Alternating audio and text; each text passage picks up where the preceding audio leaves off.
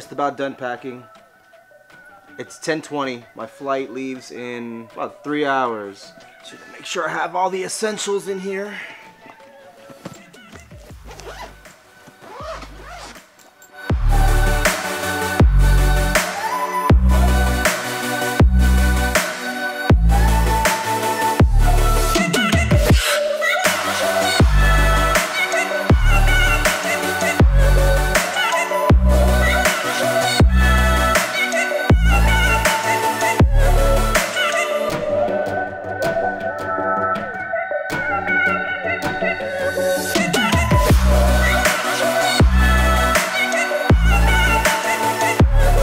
Great, got a freaking middle seat.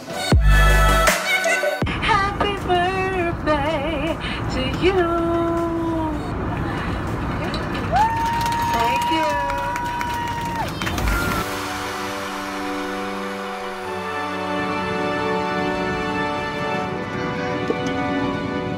Ladies and gentlemen, Spirit Airlines would like to welcome you to Orlando, where the local time is 4:45 p.m.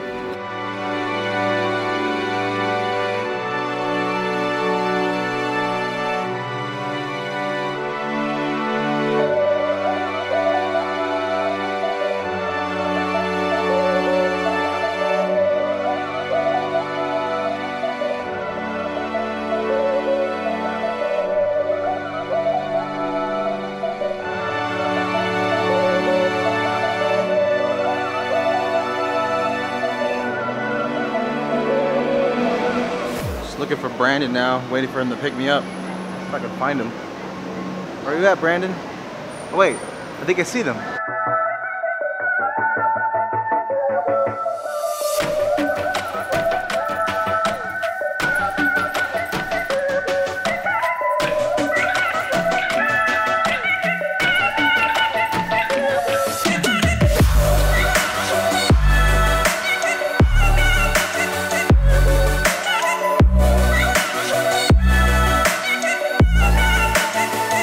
So that's Lake Eola Park.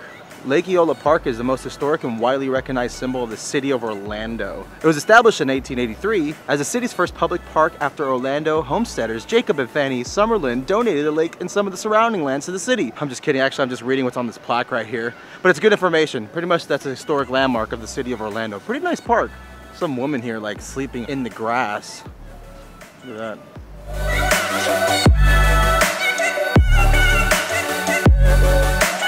I think Brandon's making something. I think he's making some sort of stew. What are you doing there, Brandon? Dyeing some lights. Dyeing lights? Yeah. Dyeing these lights black. So this is what it used to look like? Yeah, they're nylon housing, so I figured, I know you can dye nylon. I looked in the back of the box and said just add some vinegar and some heat. And I did this piece as a test. Came out really good, so now I'm going to do the rest of the housing.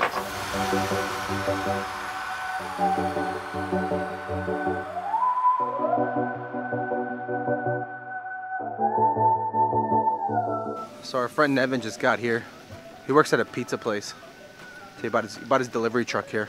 His pizza delivery truck. What you got, Nevin? Oh yeah, look at that.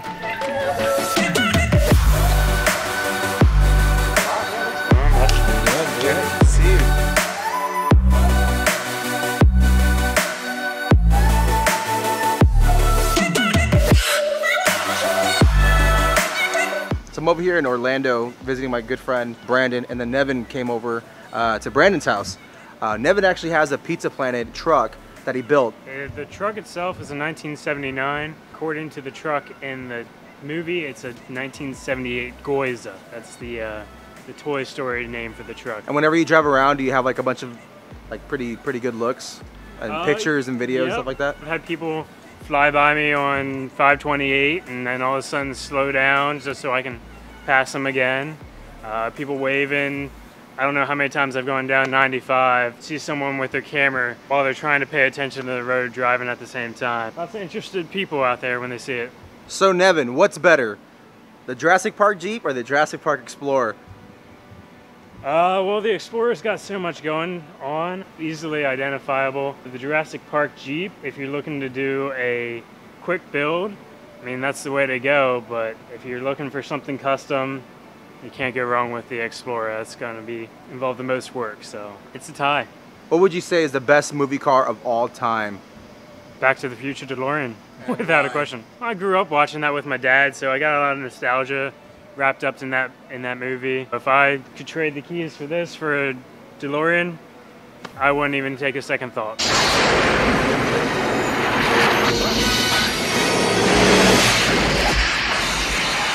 So here's a good thing about having friends with movie cars. All I do is talk about bills and cars. Oh, just check this out. Hey, what are you guys talking about? Just maintenance on these things. Yeah, and I want to build one of my own.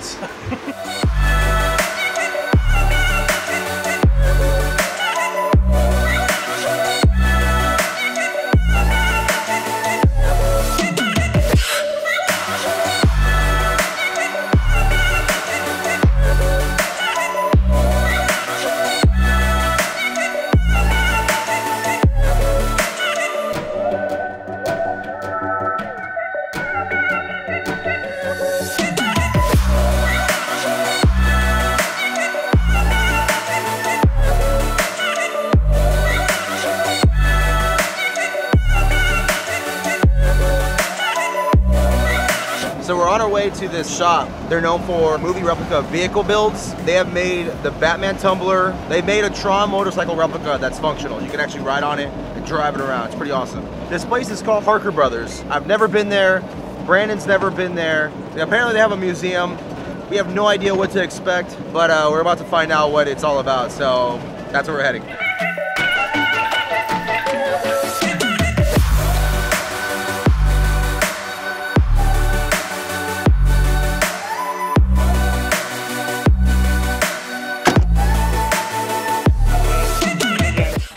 Hours later.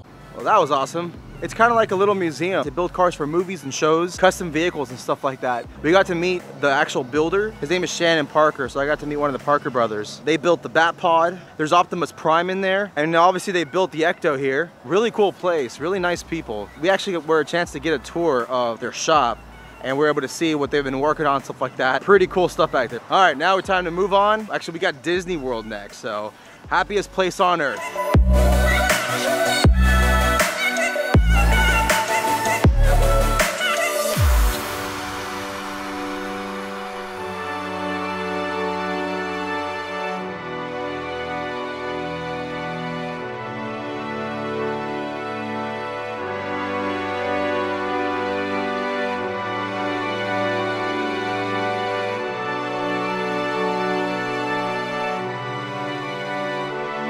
And now for the place I've been waiting for. Universal Studios. To me, this is my Disney World. We're gonna check out Hogwarts, get on the Hogwarts Express, and then make our way to Jurassic Park, the best part of the place.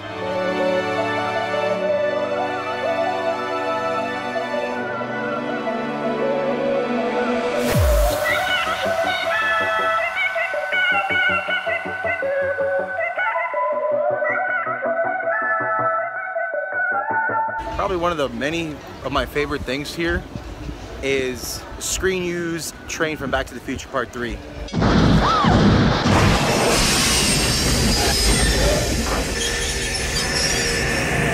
Stop! Buddy!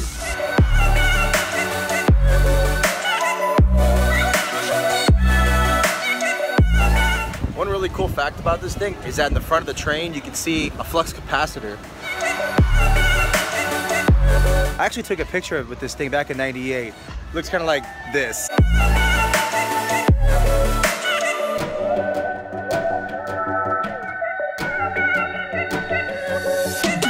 There's also where the Ford Explorer tour vehicle was at. You could take pictures of it. They had like the electric fence with the T-Rex and stuff like that. Our car.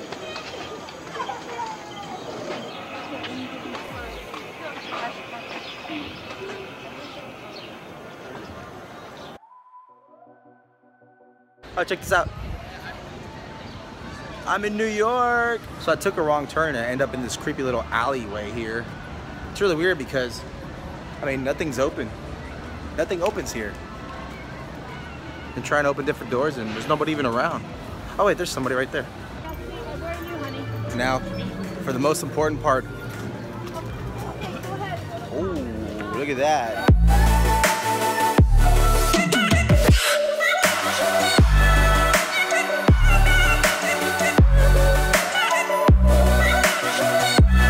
One of the most important cars in my life is right here next to me. Tour Explorer 05. It's a screen-used vehicle from the movie. It's falling apart. It sits outside in the Orlando heat. It's not in its glory days anymore, but it's still a big piece of history. This to me right here is the Mona Lisa. This thing is beautiful. When I first saw this iconic green, yellow, and red stripes on the movie, I was 7 years old. I just went crazy. Islands of Adventure.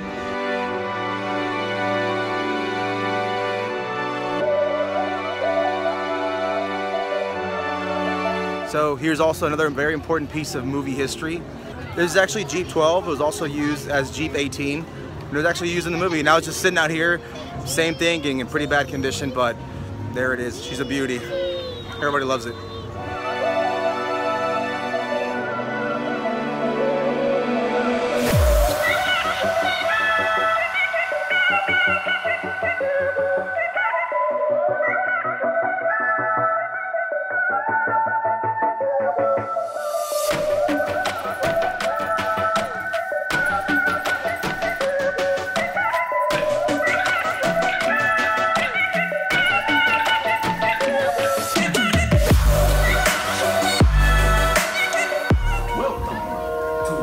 Jurassic Park.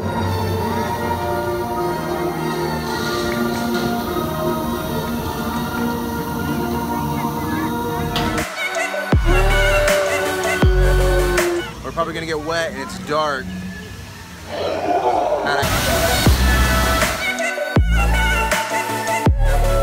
So, last and final day in Orlando. Brandon went to work, so I'm just waiting on my flight to head to the airport. But since he's not here, you gotta see his collection's crazy. I mean, this guy's like die hard. Like he knows like part numbers to like certain different random things in the movie. I'm gonna give you an MTV Cribs style tour.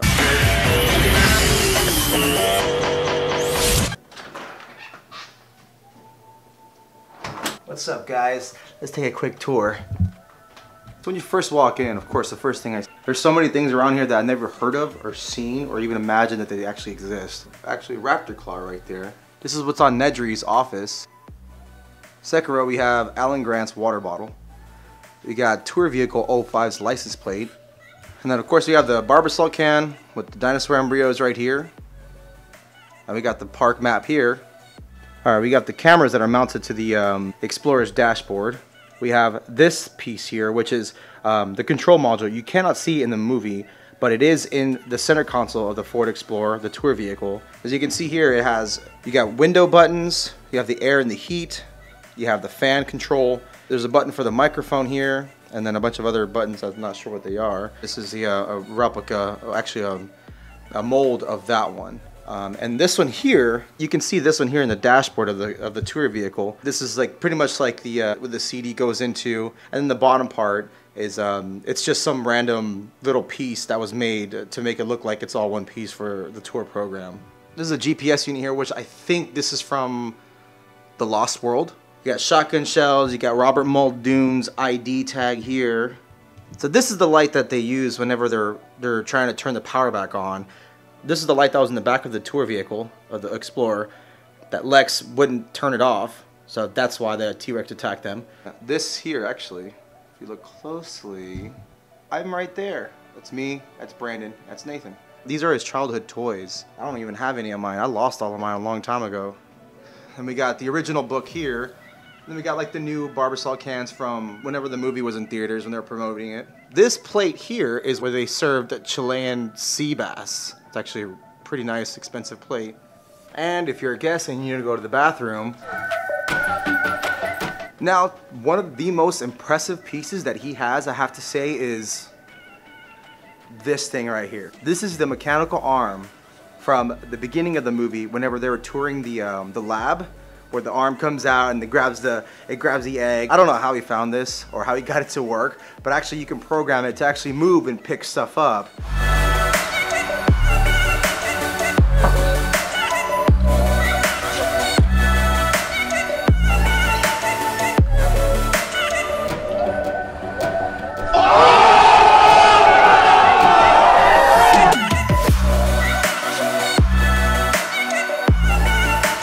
Super hot in Orlando. There's no escaping heat and humidity. My time here is done. Had a great time with Brandon, Nathan, Nevin. Time to head to the airport.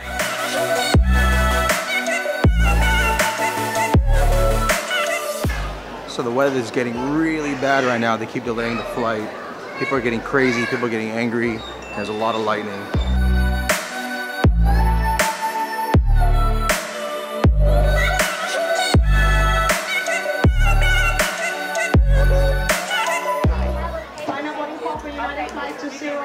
Waiting for about 3 hours or so. I think they're starting to board finally. Storm still looks pretty bad though.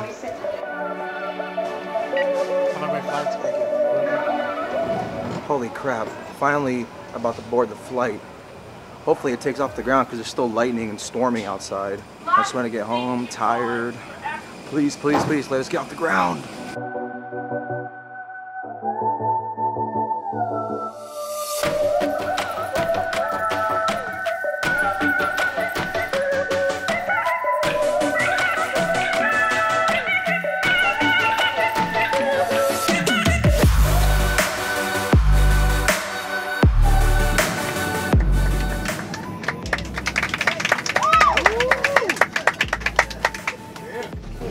Ladies and gentlemen, Spirit Airlines would like to be the first to welcome you here to Houston. Time now is approximately 10:30 p.m.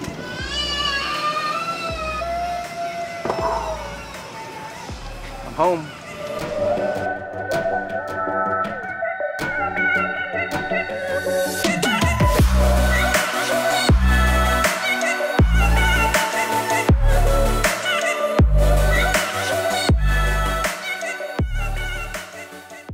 This thing is really awesome that it's open like this, but what sucks about it is that the sun is cooking my head.